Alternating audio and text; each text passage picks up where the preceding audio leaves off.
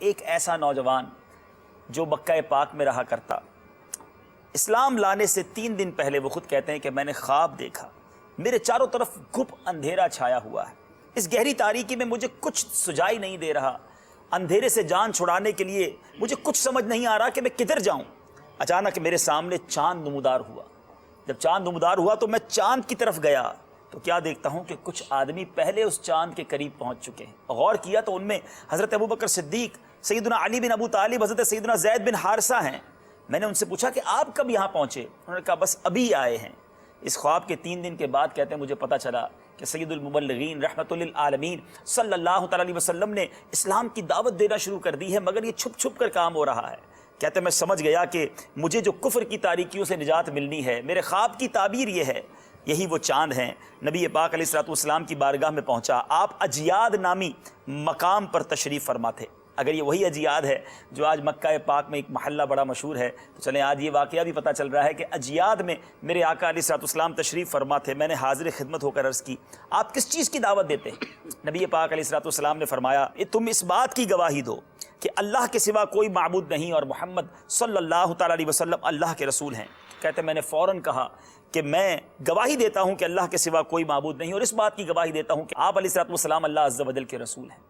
ایمان لائے نبی پاک نے جن کو کلمہ پڑھایا، وہ عظیم ہستی کون ہے آپ جاننا چاہیں گے؟ وہ کوئی اور نہیں، حضرت سعد بن ابی وقاص رضی اللہ تعالیٰ عنہ ہے۔ اور جی ہاں، یہی نبی پاک علیہ الصلوۃ والسلام کے ماموں بھی تھے۔ پیارے آقا علیہ الصلوۃ والسلام انہیں ماموں فرمایا کرتے، اور کیا خوب ارشاد فرمایا میرے آقا نے۔ میرے آقا علیہ الصلوۃ والسلام فرماتے یہ میرے ماموں ہیں، اگر کسی کا ایسا ماموں ہو تو دکھائے۔ کیا بات۔ اور مفسر شہیر حکیم الامت حضرت مفتی احمد یار خان اس حدیث پاک کی شرح میں فرماتے ہیں کہ ایسا شاندار ماموں کسی کو نہیں ملا جیسا ماموں اللہ نے مجھے دیا ہے۔ یہ حضرت سعد کی انتہائی عظمت ہے جو نبی پاک نے یہ فرمایا۔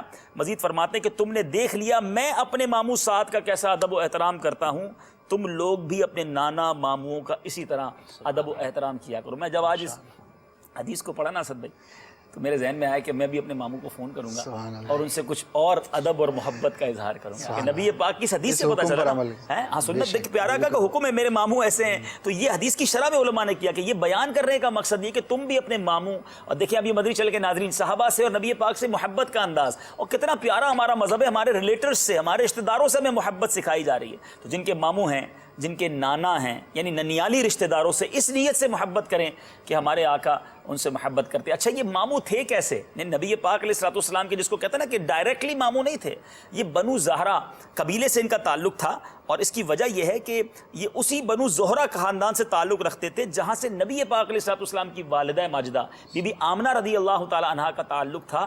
اس لیے نبی پاک علیہ الصلوۃ والسلام چونکہ خاندان ایک تھا، انہیں اپنا ماموں ارشاد فرمایا کرتے یا تو یہ تیسرے نمبر پر ایمان لائے ہیں یا یہ 7ویں نمبر پر ایمان لائے ہیں۔ ون آف دا ارلیسٹ ایمان لانے والوں میں سے یہ ہیں، اور یہ بات طے ہے کہ جس دن آپ نے اسلام قبول کیا اس دن کسی اور نے اسلام قبول نہیں کیا، اس دن صرف آپ ایمان لائے۔ والدہ سے بڑا پیار، بڑی والہانہ اپنی ماں سے محبت تھی۔ اچھا جب یہ ایمان لائے تو والدہ ناراض ہو گئی، ناراض بھی ایسے ہوئی کہ ماں نے کہا کہ اے میرے لال، میرے جگر کے ٹکڑے، میرے فرما بردار بیٹے، یہ تو نے کیا کیا؟ اپنے باپ دادا کے دین کو چھوڑ دیا۔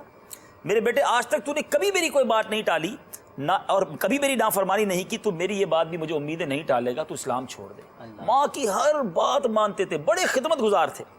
اگر ماں کہتی ایسا نہ کیا تو میں کھانا پینا چھوڑ دوں گی اور سوکھ کر مر جاؤں گی، اور یہ سب تیرے سبب ہوگا، لوگ تجھے قاتل کہیں گے۔ ایک طرف اسلام، ایک طرف نبی پاک کی محبت، اور دوسری طرف ماں جس کی ہر بات مانتے، اور ماں نے کرنا بھی ایسا شروع کر دیا، دھوپ میں بیٹھ گئی، کھانا پینا چھوڑ دیا، کمزور ہو گئی، اور ماں کو امید تھی کہ میری یہ حالت دیکھ کر آپ پلٹ آئیں گے۔ اللہ غنی، سعد بن ابی وقاص کا ایمان کیسا تھا! تاریخی الفاظ سنیے مدنی چینل کے ناظرین، آپ کہتے ہیں اے میری ماں، واقعی اگر کوئی دنیاوی معاملہ ہوتا میں تیری ہرگز نافرمانی نہ کرتا، مگر یہ معاملہ میرے اس محبوب کا ہے جس سے میں تجھ سے کروڑوں گنا زیادہ محبت کرتا ہوں۔ اے ماں، یہ اس ذات اقدس کا معاملہ ہے جو رحمت للعالمین ہیں، جو شفیع المذنبین ہیں، جو راحت العاشقین ہیں، جن کی جدائی کے مقابلے میں دنیا کی کوئی چیز مانے نہیں ہو سکتی۔ سب کو ٹھکرا دوں گا، تیری ایک جان تو کیا اگر 100 جانیں ہوں اور ایک ایک کر کے سب قربان کرنی پڑیں، سب کو قربان کر دوں گا، مگر دین اسلام سے نہ پھروں گا، سرکار علیہ الصلوۃ والسلام کے دامن کو نہ چھوڑوں گا۔ جب ماں نے یہ سنا، یہ جذبہ دیکھا، تو اب اس نے بھی کھانا پینا شروع کر دیا، اور مایوس ہو گئی کہ اس نے پلٹ کر نہیں آنا۔ شعر تو ہم سب سنتے آ رہے ہیں، پڑھتے بھی ہیں، پروف کیا ہے صحابہ کرام نے کروں تیرے نام پہ جاں فدا ہے، نہ بس ایک جاں دو جہاں فدا، دو جہاں سے بھی نہیں جی بھرا، کروں کیا کروڑوں جہاں